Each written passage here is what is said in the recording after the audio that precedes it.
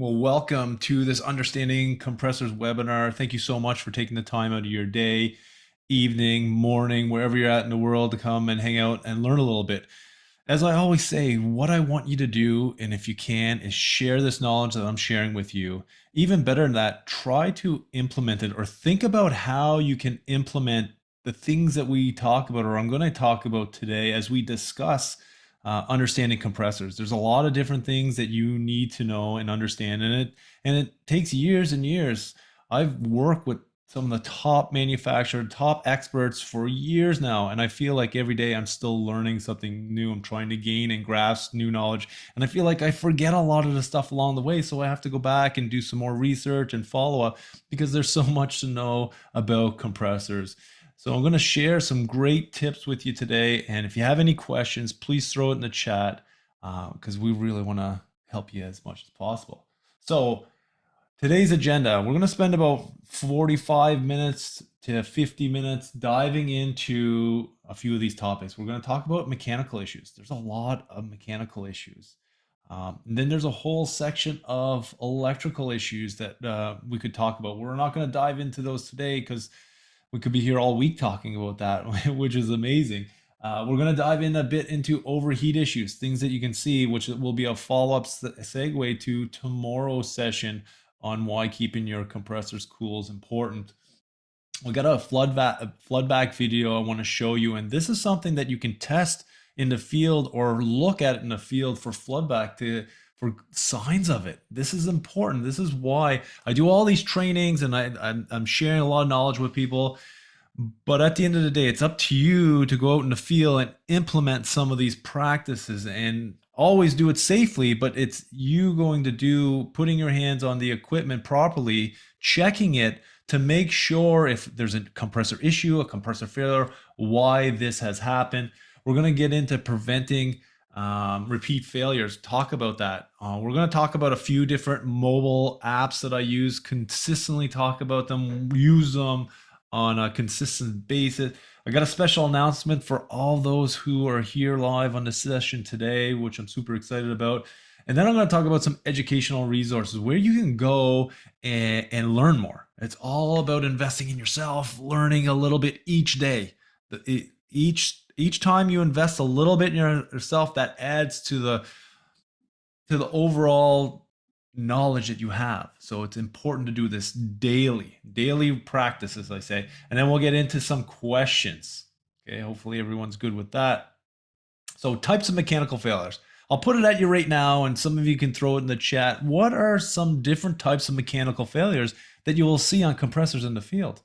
Because there's quite a few different ones.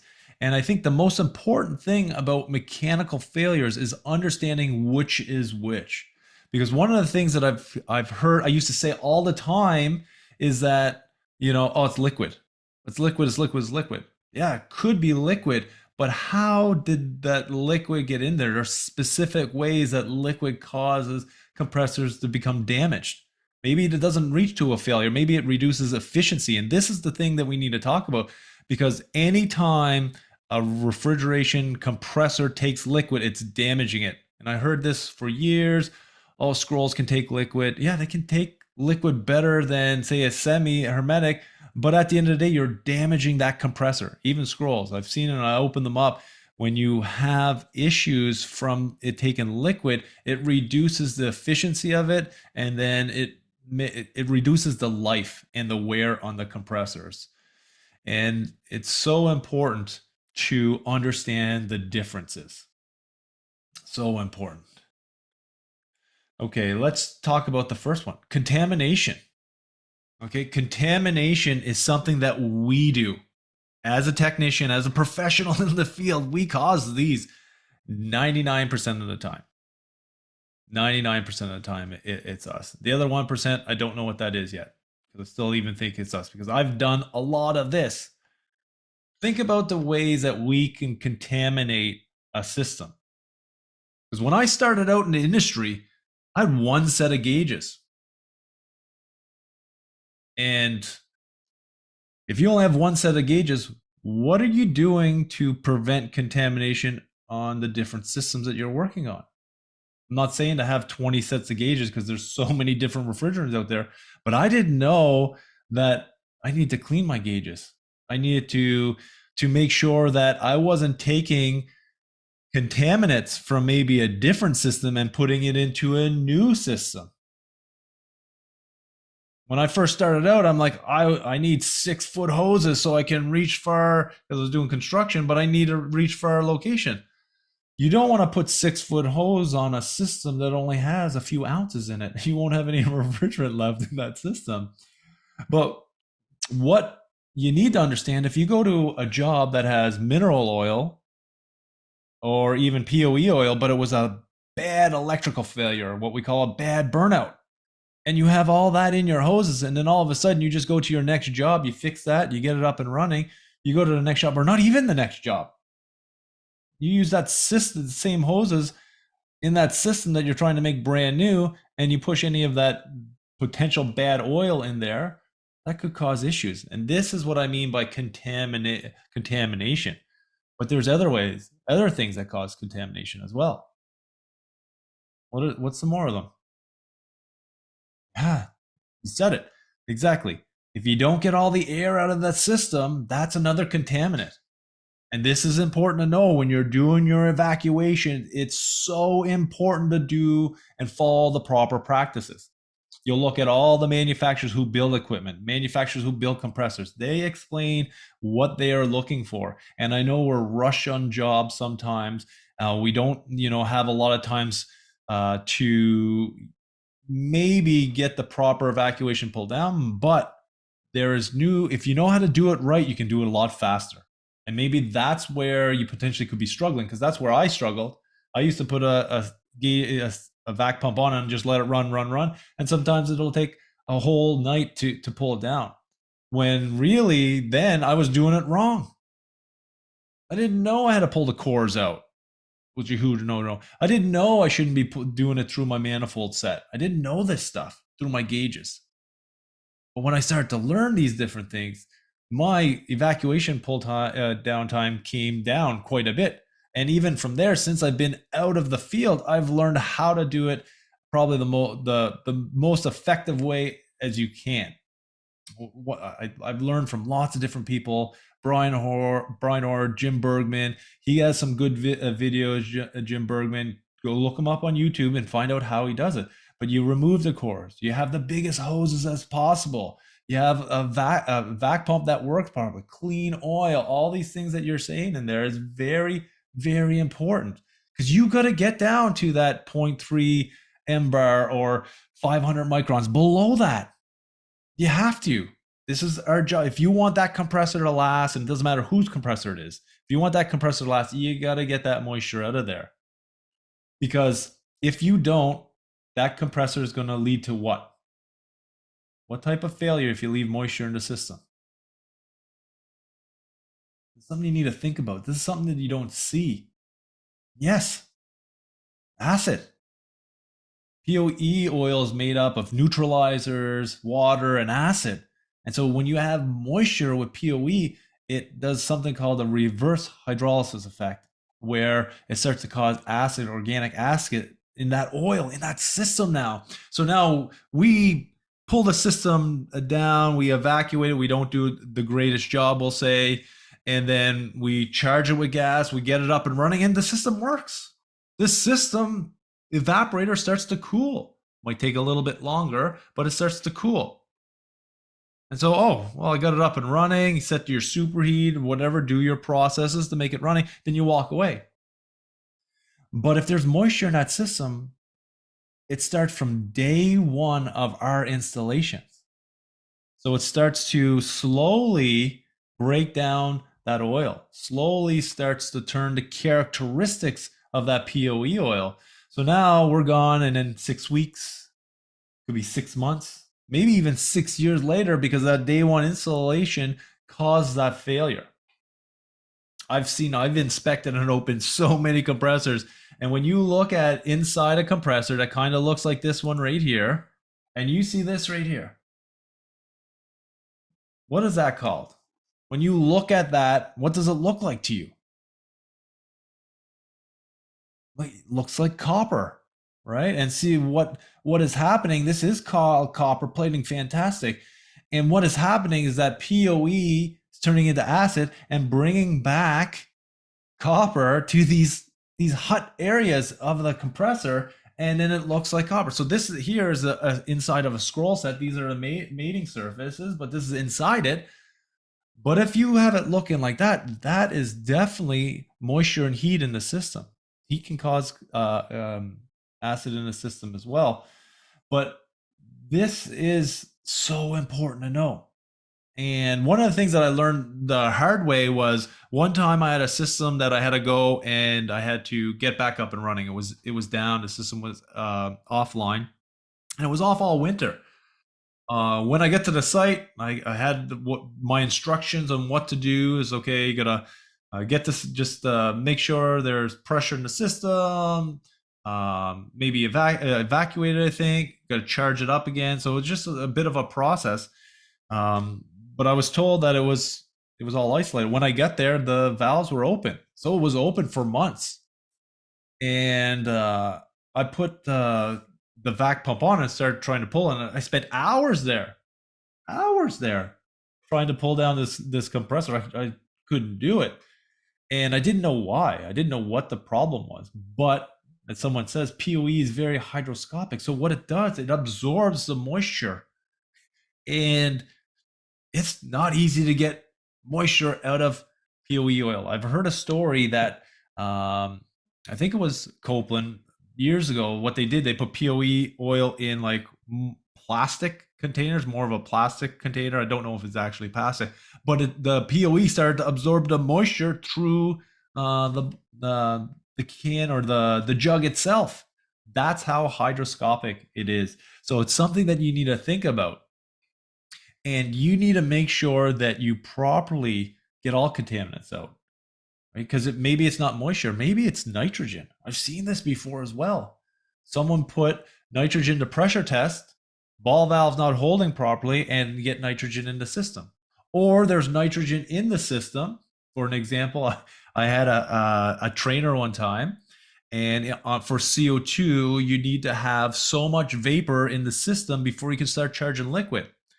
So the trainer would travel around. When I would get back to do my training, there was always a little bit of pressure in it, just to make sure, and it was usually vapor CO2. When it came back to me, I'm like, okay, I got a training coming up. Let's charge it up. So put in some liquid CO2, charge it up. All of a sudden, bam, off on high head. Bam, off on high head. Looking at the gauge, they're just bouncing like this. I'm like, what is going on? I spent like 15, 20 minutes just like, what is happening here? Then I made a phone call, called out the people that send the thing back. Oh, we left nitrogen in there. I'm like, oh, that's my problem. So I had to get rid of all the refrigerant in there, and I had to pull a proper evacuation and then charge it up again. So these are some of the things you need to understand for contamination. Other contamination is from us as well. So you're reaming pipe. You're on a vertical. What could happen? Well, you drop it right down in there. These little pieces of copper are so bad for our system, so bad for a compressor. Yes, they have screens, we have filters, but it does get by sometimes. So even when you're sanding, and I know I've done a ton of it, especially in the supermarket side of things. Like I've put a lot of contaminants in a system, not realizing and understanding that I was causing this stuff. So you could be reaming, copper could get into it. You could be sanding, you get little filings of it, because what'll happen now, they start to move through the system. It starts to move through the system. And if it makes it into the stator, what could that do? This contaminant that we cause maybe only makes it to the stator 5 months from now. Doesn't always happen right away. And then all of a sudden, that compressor starts up and shuts down, starts up, shuts down. What happens when a compressor starts up and shuts down? It moves, right? There's torque, and and what we need to understand, maybe that copper made it back there from day one installation that we did, and then now this one time that compressor moved, that copper was in the stator and finally rubbed through and did a turn short or something, or a spot burn because of us. So this contamination is something that we don't talk enough about, and it's something that's a little more difficult to find unless you look. And this is what's so important for us as technicians is to look inside and see what is going on in that compressor. If a compressor's failed, you need to look inside it. There are some manufacturers that say if it's in warranty, they do not want you to open up or inspect it. There's other ones that do. I worked for Copeland for many years, and we highly recommend taking a semi-hermetic compressor apart, looking inside, kind of try to figure out what caused the failure. Because if you don't understand what caused that failure, you don't know how to fix the problem. You're just guessing. You're just guessing. And then if it's out of warranty, then it doesn't matter. If it is out of warranty, then you can just take it apart. You don't always have time to do this. This is one thing. You don't always have the time to take a compressor apart. You got to get it up and running. The customer's warm, the product's warming, whatever it is. You need to get them up and running. But the big thing is that you figure out what caused that issue. There's lots more on contamination, but we got to keep going. Overheat. Overheat is another one that you really want to be aware of. It's easy to say, oh, well, I can tell, like, look at this plate here. Look at this plate here, right? It's black and it's, overheat. I can tell it's overheat. But what caused that overheat? That is the key question, because overheat is happening a lot. Most failures out there are due to overheat. And even with all these protections that all the manufacturers are coming out with, the compressors are still failing. I think I'll have to ask around again, but I still think it's overheat. And then yes, high compression ratio. That's probably the biggest one, high compression ratio. And it could be for many different things. A lot of it comes back to what we are doing as professionals out there. Are we properly doing the maintenances, or are the customers allowing you to do the maintenance? One or the other. You got the right refrigerant charge? Is it condenser fans? Yeah, blades. There could be so many different things. Plug condensers. It could be fan speed controls or VFDs. There's lots of different things that could cause it. But it's even worse in the suction line. You could have a plugged TX. You could have a plugged suction filter dryer that may not even be in there. It could be low oil. So many of these things could cause overheat, and you want to make sure to dive into what caused the overheat, because you can say overheat, but we just said 6 or 7 things could be the issue. Someone could install that unit right into where there's a bunch of walls, and you're recirculating that air, so the air gets hotter and hotter and hotter. So all these little different things that we need to understand, and sometimes we can't always rectify it without a big cost potentially. Because if you're the service technician who come to a customer to help them out, somebody else installed a job in the wrong location, the wrong way, you got to be honest with them to show them and talk to them what needs to be done and why this is happening.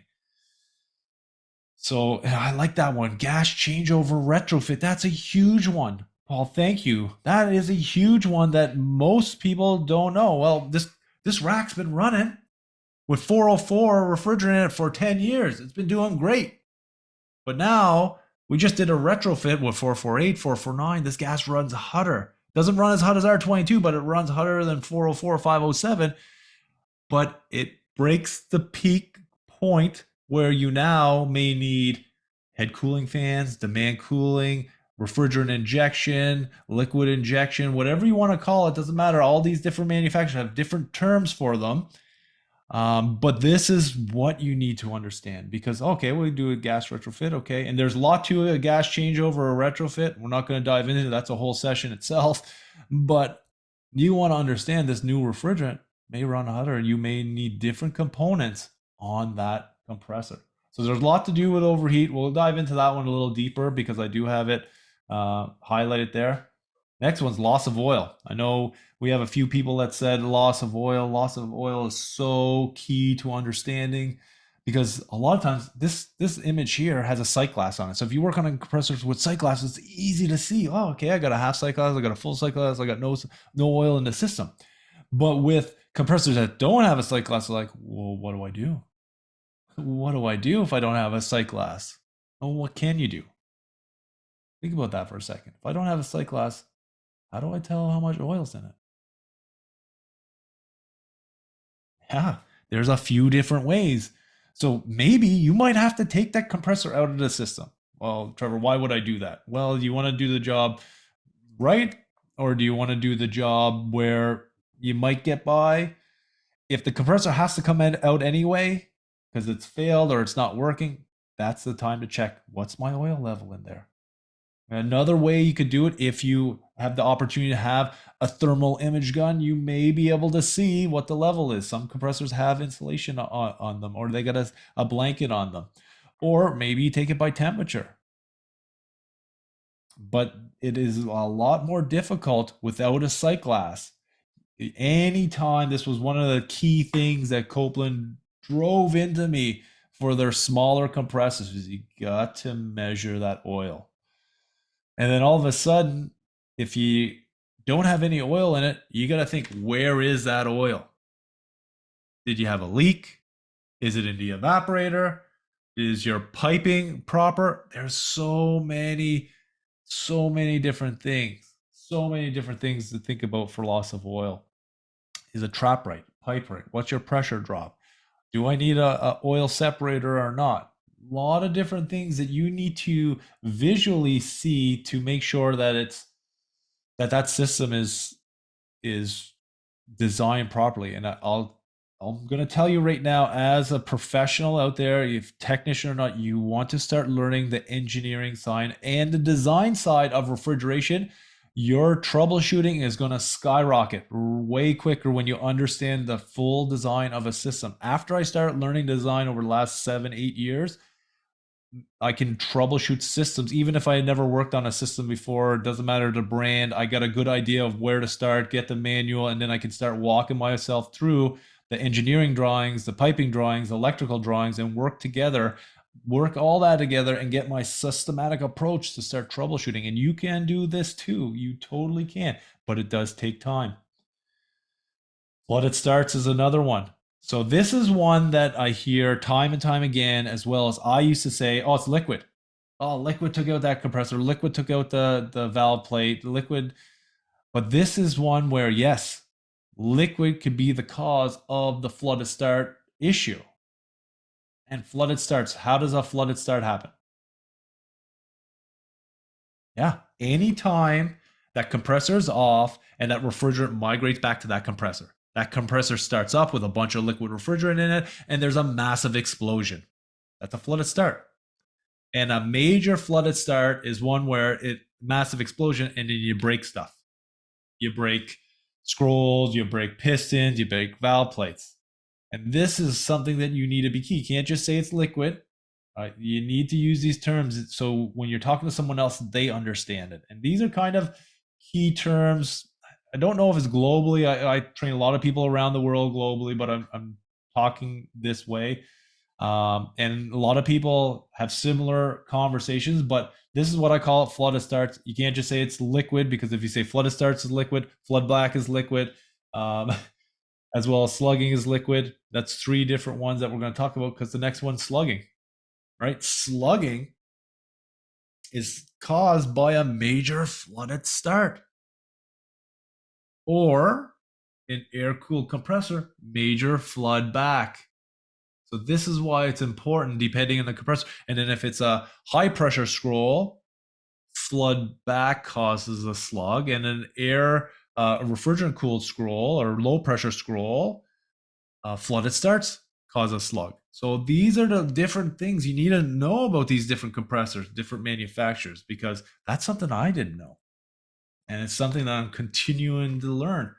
But if you take a compressor apart and it looks like this, there's a good chance it is from a slug, which could have been due from a flooded start, which could have been due to a crankcase heater failed. You need to understand the flow. You need to understand that story. But a compressor inside could look like this. broken um, broken rods and stuff could be from overheating where it seizes on there and cracks. So if it's super dry, you need to understand that. These are the visual signs you need to take a look at. And then flood back. So flood back is any time that compressor is running and liquid refrigerant makes its way to the compressor. So I could say liquid for flood starts, liquid for slugging, liquid for flood back. But there's signs in the compressors that you need to look for.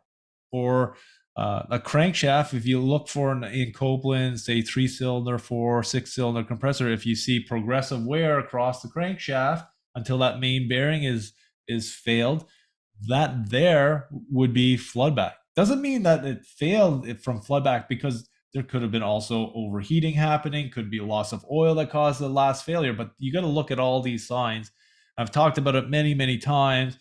You got to do something called a shake hands with the crankshaft. So you have the system off safely, isolated safely, you have the pump off, oil pump, and then you shake hands with it up and down. If you get a lot of up and down play, that main bearing, which is right there, that main bearing between the stator and the crank, so it's holding on the rotor, there's a lot of loose, it's a lot of wear there. And then that's where you get rotor drag. And that rotor drag leads to electrical failure. And that electrical failure, you come up and it's the burnout, it's electrical failure, you need a new compressor. But actually, it was the mechanical issue that caused that failure. And it could be anything, airflow, it could be dirty evaporator, it could be a TX valve. There's so many different things that you need to understand, and all these little things that'll cause the refrigerant in the evaporator not to boil. And that's what we need. We need the refrigerant in the evaporator to boil, so we have vapor going back to our compressor. Super key on that, super important. You could spend a whole day talking about floodback because it's important, and depending on the compressors, you're going to see a little different signs. So overheat. So we'll go through a few tips of overheating and things that you need to look for, but you gotta always check the discharge temp. From today, like I talked about earlier, we're talking, I'm sharing knowledge with you. You gotta take some of this and implement it. And I hope you're already doing this, but this discharge temperature is so important. If there's insulation on that discharge line, just say, I don't know if there is or not. You gotta move it. And you gotta check that temperature if there's not a probe there. You have to check it, because if you don't do your measurements, you don't know what is happening. And this is where the good technicians, the good professionals separate themselves from the average. Those technicians are going in and checking this. And depending on the compressor manufacturer, you're going to have different numbers. So I used to say one number. So Copeland says what? Does anybody remember what Copeland says for what they're looking for discharge temperature for their semi-hermetic compressors? Think about it. Yes. You said 225 or around 107 Celsius. That's what they recommend, because they know that inside the head where that discharge valve is, that is the hottest point. That's the hottest point. So if you're measuring 6 inches from that service valve, they believe that it's about 50 to 75 degrees hotter in there. So if you hit 225, say plus 75, if that's the case, that's 300 degrees. What happens to your oil with 300 degrees Fahrenheit? Starts to lose lubrication. It starts to break down. But then you go to another compressor manufacturer, say Bitzer for an example. What do they say?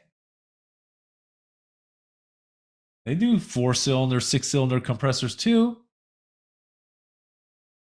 But if you said 250 degrees Fahrenheit, 4 inches from the service valve, and some manuals say 6 inches. I think it's 6 inches. And then some will say 4 inches. So it's 250 degrees Fahrenheit. I'll have to look that one up in Celsius. It's probably like 225 Celsius. I'll have to look that up. I'm trying to get better at my unit conversion. But then if you look at their CO2 compressors, it's 284 degrees Fahrenheit. So this is why it's so important to understand the different compressors you're working on. There's lots of different Copeland scroll compressors where they say it's 240 max, 260 max, 6 inches away. So you have to understand the different compressors. This is why it's important to understand the specific compressor you're working on. Get those model numbers and go find a manual for those compressors, because it's going to be a game changer for you when you start to look at this and be like, wow, so I'm working on this compressor, but it's a little different for this compressor. That might be the reason why that compressor had a lot of issues. Maybe the oil's breaking down a little bit more in this compressor that we're running too hot, where you believed, oh, 250 was okay, but it's not okay. And then it leads to that reduced life. Will it still last 5-6 years? I'm sure it will, but it's not lasting that 10-15 years that it should last. These are a few of the things. Remember this too. Share this with there's like 1 degree increase in your suction equals 1 degree increase in your discharge. Makes sense. What else here? Okay. Prevention of overheating. Here's a few tips. We talked about it already. A few people said it. That compression ratio. You got to keep that compression ratio down as best as possible. And it's more, your compressor is more efficient. Higher suction, lower discharge. You got an efficient compressor. You can't have your suction too high though, because then you're not maintaining temp. But the highest you can to maintain temp, high suction, that is what you're talking about. And the lowest condensing temperature or pressure as possible to maintain your system's flow, mass flow in the system. So this is something you need to look for. Down below, I got 2 different operation envelopes. We're going to dive into operation envelopes a lot tomorrow morning. So if you don't have that link, I will put it in the chat. But these are the key things you need to understand. All compressor manufacturers have these. You need to make sure that you are inside these envelopes. When you're outside them, that's when you start getting the overheat. That's when you start to get damage happening. And you'll see on this one here, on the Bitzer one, there is like this blue shaded area. That means something. So when you're looking at these, you need to really understand what it is. Because before, when I seen this, oh, a blue area, what does that mean? I didn't know. But if you follow the literature, you're in Bitzer software, you go in there, it's free online, go check it out. And then you go down, this blue area means that you need some sort of cooling. So it could be a lower superheat coming back to the compressor. It could be head cooling fan. So these are different things. And then you have M1, M2, M3. That's the type of motors, because they could sell different motors in the compressor. You need to understand this stuff. Your compressor may be failing because you have the wrong motor. You get the wrong compressor motor for that. So these are a few of the little tips and tricks that you need to understand. Don't let suction pressure drop below design. That's a big one. We talk about compression ratio a lot. You want to understand the difference that it makes when you got a suction pressure drop versus a discharge increase. We dive into this heavily in a 4-week program that I do. Floodback. So floodback is another thing that, I used to call liquid. We talked about the terms already. Anytime liquid returns to the compressor, that means there's no superheat coming back. That is floodback. And if you just say liquid, as long as you check and there's no superheat, then you understand that. You look into the sight glass, and maybe in the sight glass, you see what? You're having floodback. What are you going to see in that sight glass? For those of you thinking bubbles in the sight glass, that's right. If you see a lot of bubbles in the sight glass, you see it starting to foam up, and all of a sudden you see the oil level dropping. You get a lot of floodback happening right away and washing out. You're really washing out that oil, because that oil is that lubrication, keeping everything moving, keeping everything grooving. And if you don't have that there, you're going to start to run into issues. You're going to start wearing that compressor. And one thing that you need to understand is that you're going to have to look inside scrolls sometimes.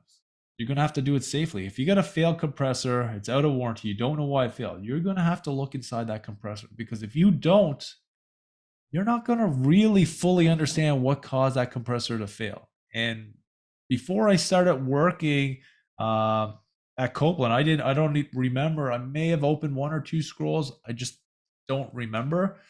But afterwards, I've opened hundreds at least, and I've learned so much each time while I was there. So I highly recommend, even if the compressor, you know why it failed, but you never looked inside one, do it safely. And it's important to understand those failures. Okay, so we got liquid returning, we got no superheat. What starts to happen? Well, our compressor potentially could look like this, but the only way to tell is what? Checking that superheat. You could have ice on a suction line. I've seen it before. You could have ice on a compressor,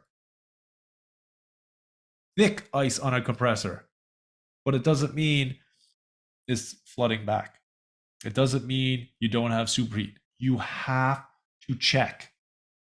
You have to check, because if you don't, you do not know if you're having superheat issues. And what is the superheat? What are you looking for superheat? It depends. It depends on the compressor manufacturer, what their recommendation. It depends on the manufacturer of the equipment, because the compressor manufacturers sometimes have different numbers than the OEM of it, the manufacturer of the equipment. So they could be different, compressor and the OEM. So this is something that you really want to understand. And for scrolls, the liquid starts to get in there, fills up, gets in, and starts to damage up that main bearing. It could look like this. These marks here are called scroll galling, right? You got little circles in there.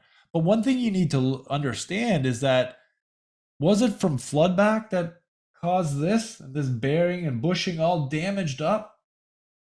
Or was it from no oil? Or was it from overheat? Because you could still get galling from other things, not only from floodback. But floodback, your oil comes up here through this crankshaft, and then it feeds through this bushing and bearing, and then all this thrust surface would get it. But if you don't have any oil, that lubrication that is needed, that film of oil that you need in all compressors except like magnetic or oilless compressors, you're going to cause damage if you don't have that film there. And this reduces efficiency and then reduces the life of the compressor. So there's many different things that cause floodback, right? But the big thing is that we know when floodbacks happen, usually there's other ways that can happen depending on the system, but that maybe metering device lost control, the fans and the evaporator are not running, blowing that warm air over the coil, frozen up coil, blocked honeycombs. There's so many different things that you need to take a look at. And does this take time? Yes, it does take time to learn all this. And sometimes you have 10 calls holding, you need to get to another site. There's tips and tricks to really figure this out. The big thing is to have yourself your own service checklist. You need to have that. Until you got it impregnated in your mind or imprinted in your mind, where I hit this, I hit this, I hit that, I check this, I check that, I check this, I check that. We have a lot on our minds. We don't need to be putting that checklist and trying to remember that. Start saving your brain space for other knowledge. Have the checklist. Take a look at it. So you don't have to memorize it. You get space in your head now to save other information that you need, okay? Get the checklist, have that checklist and fill it out. And just check it off. Okay, good, boom, boom, I did this. Okay, we know the cause was the defrost issue, didn't defrost the coil. The coil caused the no boiling. That liquid refrigerant made it back to the compressor, washed out and shut it off on the Centronic Decor Sense or the Penn or Danfoss oil failure control, just as an example. I got a video, I think, coming up here. Let's check it out. This is measuring live. This is measuring oil differential pressure. You will see that every time liquid is coming back, this gauge will drop down. So lubrication is at risk. So you can see oil pressure going down and foaming in the sight glass, typical indication that liquid is coming back. Down and then up.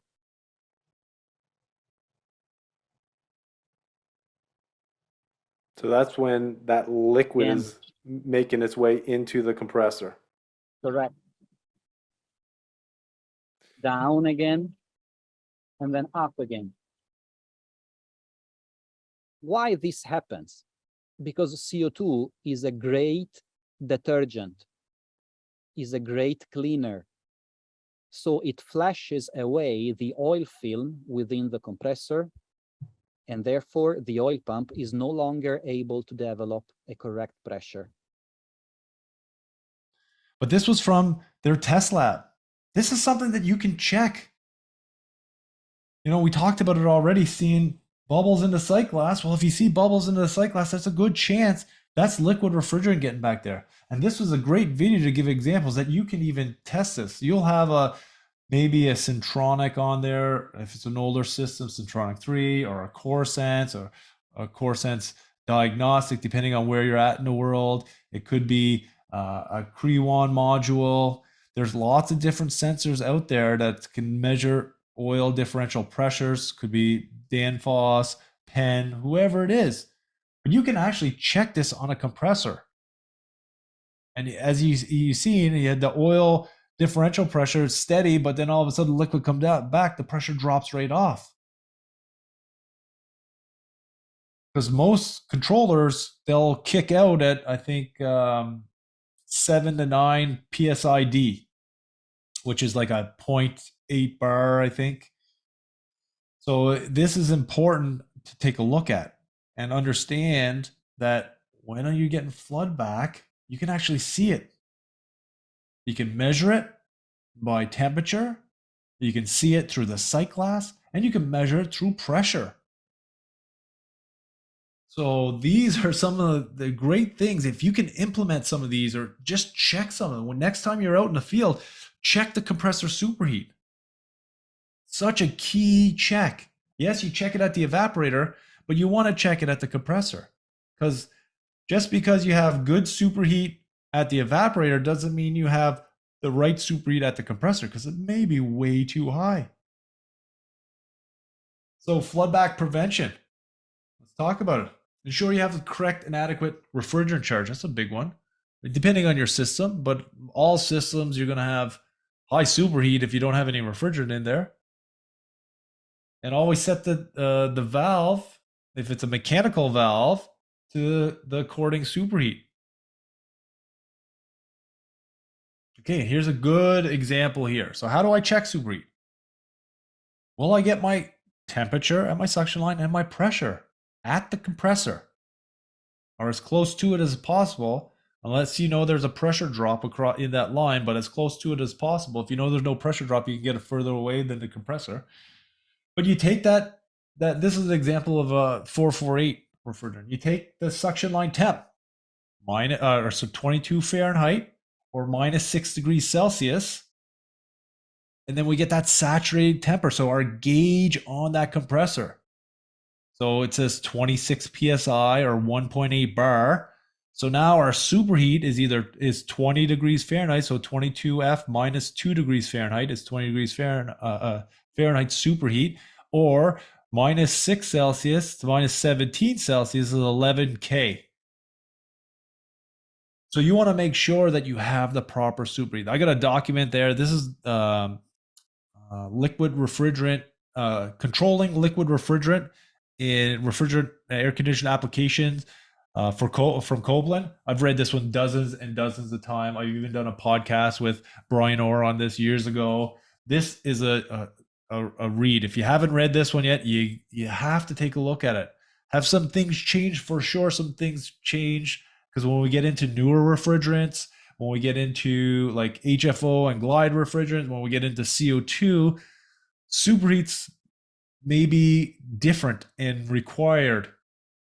So this is something that you really want to take a look at, okay?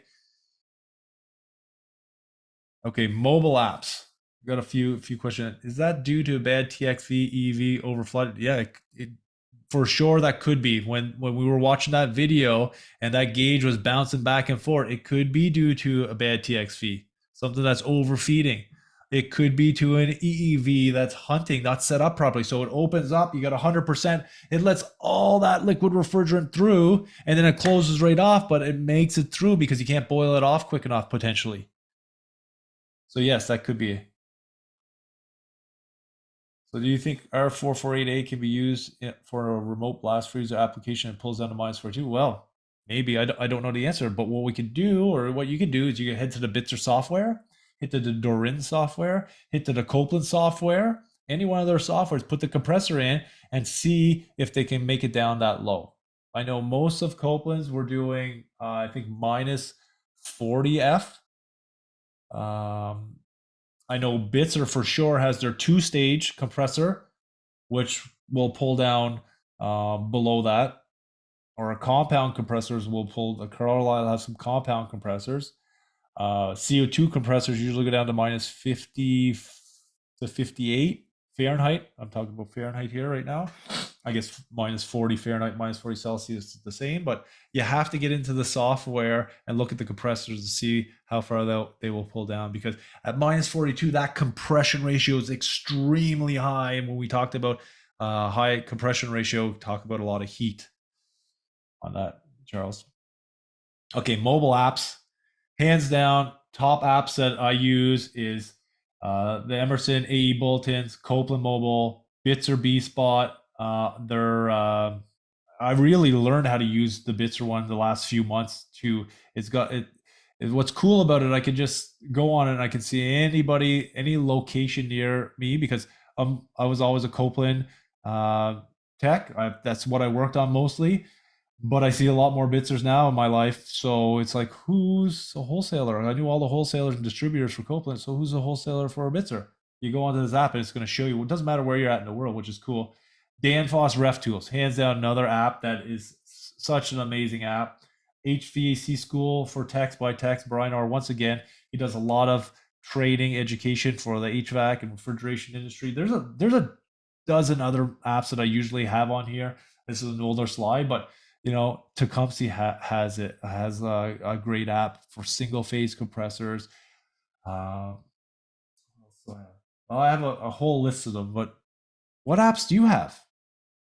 Share in the chat. What apps are you using right now? I know Daikin has a pretty good one. There's some that I'm using to learn gallons per minute. So there's a lot of different apps out there.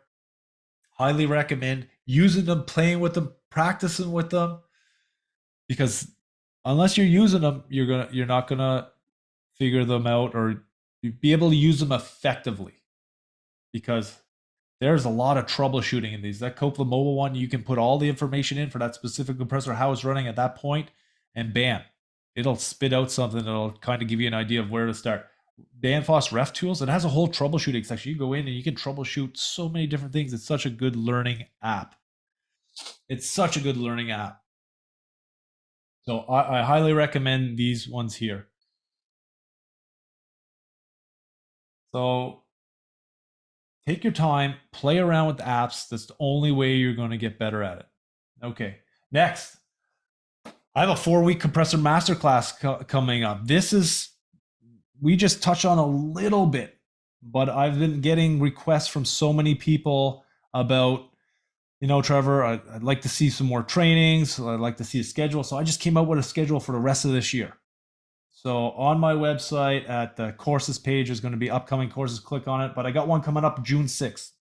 This one here, I got times there for North America. It starts at 8 p.m. Eastern to 10 p.m. Eastern. So it's late in the evening for me. But this is great for people in Central Time or Pacific Time, as well as in New Zealand or in Australia. This is why I do trainings at a lot of different times. A lot of people say, well, Trevor, I can't make this training. Why would you do a training at this time? I'm trying to do trainings for people globally and try to help as many professionals out there as possible. So if you're interested in this, and since you were here today at this session, I'm going to give you a discount for this upcoming course. So I'm going to put it in the chat right now. But for those of you that were here, came to hang out with me, I'm going to put this in the chat right now. And here's a discount because I appreciate you guys taking the time out of your day to come here. This is going to expire, so you have till Friday to use this discount code. But if you click on that link and go to the checkout page, you'll get a $50 US discount on this course. And what this course is all about is it's about you getting to where you want. Why I don't have all these on-demand courses at this point is because I like talking with you, teaching you, educating you together. Because I learn like this more than I believe that you guys learn from me. All of these great comments in the chat really has helped me out. You know, these tips and tricks. We're in week 1, we're going to dive into performance charts. We're going to get an understanding of each compressor. We'll dive in whatever compressor manufacturer you work on. Because this is what's important to me, is how to help get you to your next level. Week 2, we're going to just dive into scrolls. And we're going to just, no, week 1 scrolls. Week 2, we're going to get into more of the semi-hermetic side. We're going to do live teardowns, so you can ask me questions. So when you're asking me a question, we can go through it step by step by step, so you understand. So when you're out in the field, you can implement these steps, because I'm not there with you. Because I get lots of people ask me, well, Trevor, it would be great if it's in person. Yeah, you're the professional. You're the one that's already spent years in the field working on this stuff. I'm just trying to get that confidence, that competence up a little bit. So when you get out there, you can do it and feel confident, do it yourself. All this stuff you need to do safely and just take your time. But when you implement some of these practices that I'll teach you in these courses, you for sure will start to learn.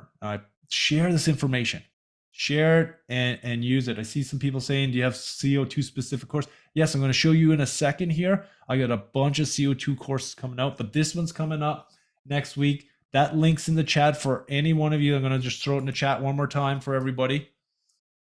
Use that, and that's good till Friday, like I said, for the discount code. And the last week, we'll dive into all this stuff plus a bunch more. Because I think root cause analysis is so important. And this is what is missed a lot out in the field, because I've seen it. I've seen that 30-40% come back to the manufacturer. There's nothing wrong with it. Or that multiple compressors come back from the same site. So important. So if this is not something that you're interested, like I said, I got a huge schedule of trainings coming up. If you go to my, this one's the Compressor Masterclass. I got 3 or 4 of them coming up. I got the supermarket program. I have a bunch of 3 of those coming up. CO2, I got 4 CO2 courses coming up. And where you go, you just go to the Refrigeration Mentor website, and then you head to the courses page. And when you get to the courses page, there's this button called upcoming courses. You just click on the upcoming course and you can see all of them here. So find a date that works for you, and come and learn a little bit. But not only this, so if you don't have the time to come to these trainings, because I got a lot of different dates and times over the next 6-8 months. There's a lot of other resources out there. I got a lot of friends in the industry sharing knowledge, and I want you to go and learn from them. You got to learn from a lot of different people, because I look at the refrigeration in one way. Somebody else looks at refrigeration in a different way. We can do refrigeration many different ways to get to the same result. And this is why I do this, is to really help you. But my friend Ty Brannaman, love the HVAC. He's got a ton. He got a great YouTube channel. Go check that out. My friend Chris Stevens from HVACR videos, he has hundreds of videos of him out in the field troubleshooting, showing you what he has done and how he fixes problems. North American Sustainable Refrigerant Council, my friends out of California, I can't remember where they're out of, but I was in California a few weeks ago with them in April, and they're massive on natural refrigerant. Tons of free trainings from a ton of different manufacturers. They got videos, they got slides. Spend the time to learn this stuff. Advanced Refrigeration Podcast. If you haven't heard of them, go check out their podcast. They give a ton of great knowledge for a technician in the field. There's lots of great stuff there. HVAC Know-It-All. If you want to learn about commercial HVAC, and residential HVAC, he's got it down path. He's got a whole following. Head to check him out on Instagram. AC Service Tech, my good friend Craig, has a ton of smaller units on there. You got heat pumps. He does a lot of trainings on heat pumps. central air, furnace. Definitely check that out. My good friend Dick Wirtz, this book right here, Commercial Refrigeration. Great book. I've read through it multiple times. You got lots of questions in there. For sure, you need to check that book out. And then finally, my good friend Brian Orr from HVAC School. You got to check the HVAC School out. They have so much great content. The YouTube channel. I was just on a podcast with him. He's got a book coming out, but just cares about the industry and helping others out. So check out these other educational resources. Finally, Refrigeration Mentor has a ton of platforms we're on. We're on Facebook, Instagram, LinkedIn, the huge one there, YouTube, ton of YouTube videos we have. We got the podcast going, so those things that you don't know much about. We also have tomorrow's webinar coming up. So I'm going to throw that webinar in the link. So if you haven't registered for it yet, you can, because it's going to be a great session. Once again, we're going to be diving into what you need to know, why you need to keep your compressor cool. This is going to be in the chat. If you know anyone, this one's going to be at 9 a.m. Eastern. I know it's depending on where you're at in North America, it's going to be tough, but other places around the world, head to that, because we're going to dive into these different devices. We'll talk about trev valves. We'll talk about liquid injection. We'll talk about demand cooling. We'll talk about operation envelopes and why it's important. We brushed on it today. But this is the great picture here of, this one's from Sportland, but this is their DTC valve. And Copeland uses a lot of these DTC valves, and they got a lot of information on there. Well, it depends on where you're at in the world, because that's in North America. If you're in Europe, they're probably still using Alcos, but I don't know. So I'd love to, if you guys know which one you're using. And Paul says, Supermarket Refrigeration Facebook group, 100%. That group is amazing. There's a lot of great people on there that's willing to help and share their knowledge. I want to thank you all for taking the time. And if you guys have any questions, I'll sit on here and answer any questions over the next few minutes. But head to Refrigeration Mentor course page, check the upcoming pages, upcoming courses, because there's a lot there. Really, we're here to help you grow your knowledge, get you to where you need to be quicker. And that's what it's all about. It's all about that.